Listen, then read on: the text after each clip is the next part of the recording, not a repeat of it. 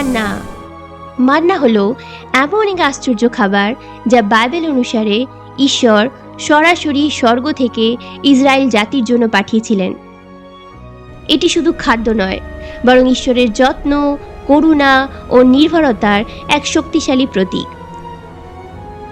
তো আসুন জেনে নিই যে মান্না আসলে কি। মান্না ছিল এক ধরনের রহস্যময় খাদ্য যা প্রতিদিন সকালে মাটির ওপর শিশিরের মতো দেখা যেত। যাত্রা পুস্তক 16 অধ্যায়ে প্রথম আমরা এর বর্ণনা পাই।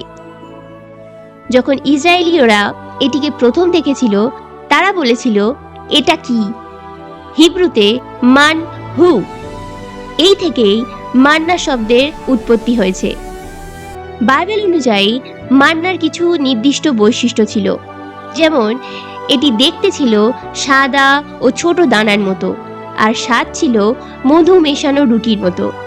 এটি প্রতিদিন সকালে পড়ত, শুধু সাবাতের আগের দিন ছাড়া, আর সূর্য উঠলেই এটি গলে যেত, আর সেই সাথে একদিনের বেশি রেখে দিলে এটা পচে যেত। বর্ণনা পুস্তক 11 অধ্যায় 7 থেকে 8 পদে বলা হয়েছে, এই মান্না ছিল ধনে বীজের মতো এবং এর রং ছিল গুগগুলের মতো। লোকরা এই মান্না এক জায়গায় জড়ো করত, এরপর তারা পাথরের সাহায্যে সেগুলোকে গুঁড়ো করে পাত্রে সেটি রান্না করত, অথবা এটিকে পেষণ যন্ত্রে মিহি করে গুঁড়ো করে তা দিয়ে পিঠে তৈরি করত। পিঠেগুলোর স্বাদ ছিল অলিভ তেলে তৈরি করা পিঠের মতো। প্রত্যেক রাতে যখন শিশির পড়ে শিবির ভিজে যেত, সেই সময় এই মান্না মাটিতে পড়ত। মান্না ছিল সম্পূর্ণ অলৌকিক খাদ্য, যার মাধ্যমে ঈশ্বর তার লোকেদেরকে শিক্ষা দিয়েছিলেন, প্রতিদিন যতটুকু দরকার ততটুকুই সংগ্রহ করো। এতে বোঝানো হয়েছে আমাদের প্রতিদিন ঈশ্বরের ওপর নির্ভর করতে হবে। আর এর বৈশিষ্ট্য অনুসারে যদি কেউ বেশি জমিয়ে রাখত, তা নষ্ট হয়ে যেত, আর সেটা ছিল ঈশ্বরের ওপর আস্থা রাখার শিক্ষা।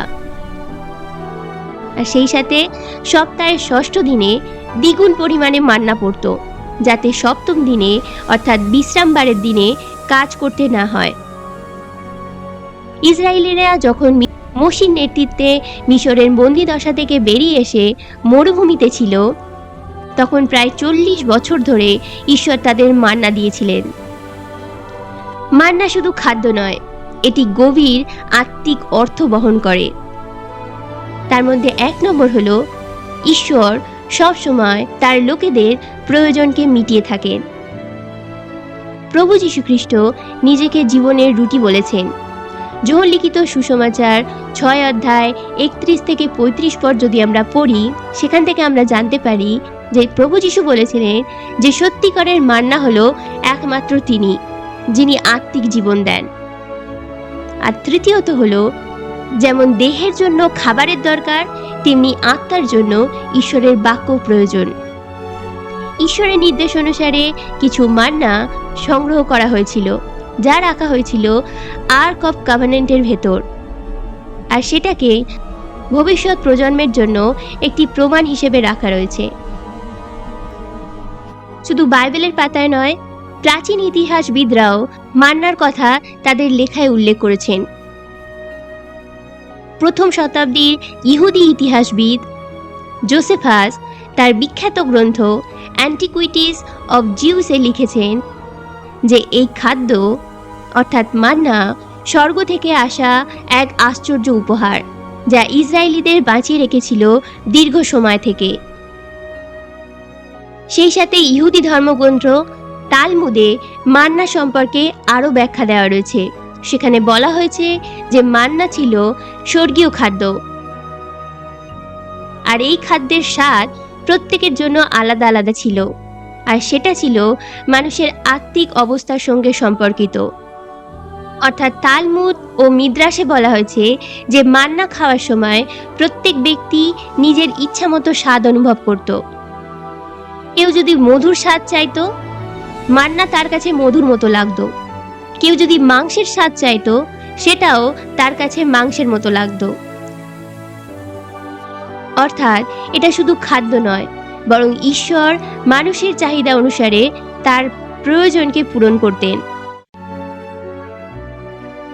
ইহুদি ব্যাখ্যা অনুসারে মান্না সবার কাছে একইভাবে আসতো না।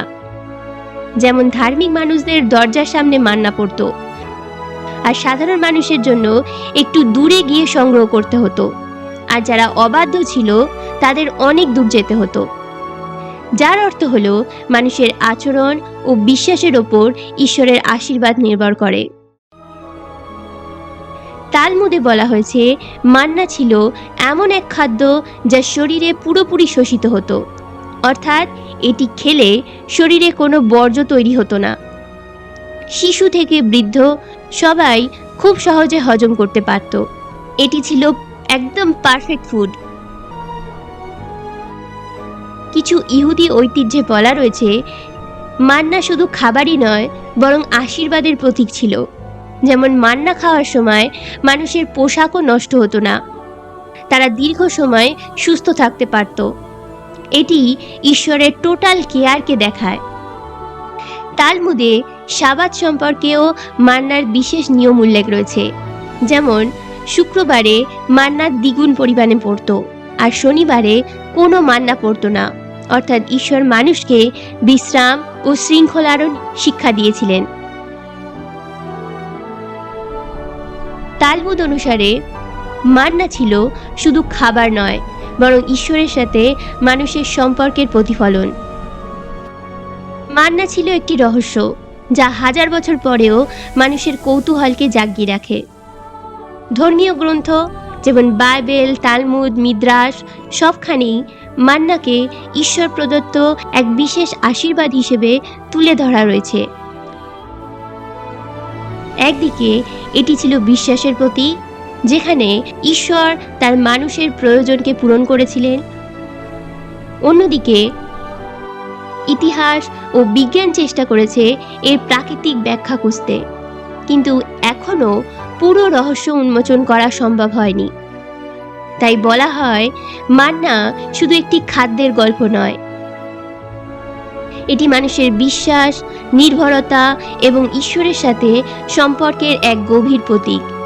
শেষ পর্যন্ত প্রশ্ন রয়েই যায়, মান্না কি শুধুই ছিল প্রাকৃতিক ঘটনা, নাকি সত্যি এক অলৌকিক উপহার? এই উত্তর হয়তো প্রমাণে নয়, বরং বিশ্বাসেই খুঁজে পাওয়া যায়।